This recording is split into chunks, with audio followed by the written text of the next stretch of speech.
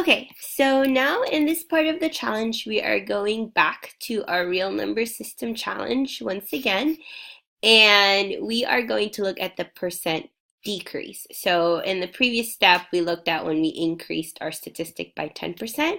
For me, it was the $378 people spend on dogs, and it increased by $37.80.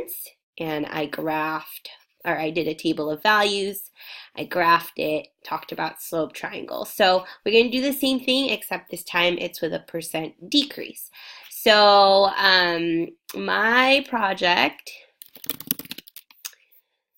my percent decrease for 10% decrease was taking away $37.80. So instead of adding $37.80, we subtracted it. So I'm going to make a table in my notebook, and we are going to have our input and our output. So our very first one was just the original number, $378. And then the second one was taking away 10% of that, which is $37.80, which is equal to $340.20.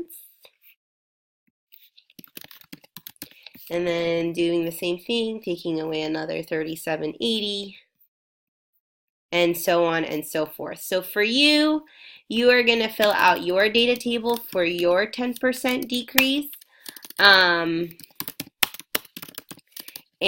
graphing your points. So fill out your table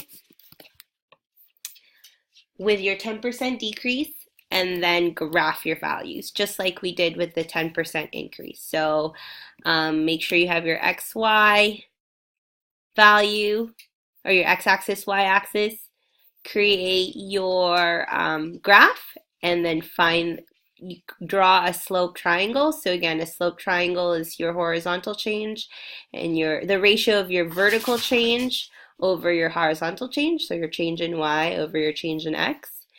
And you can create your slope, this ratio right here, and then write down what your slope represents for your topic. So it's literally the same as this last step, except instead of increasing by 10% every time, you are now decreasing by 10%. So finish your data table, graph your values, create a slope triangle, and then write down your slope. Look at your notes from the last step, watch the video from the last step if you need help with this some more.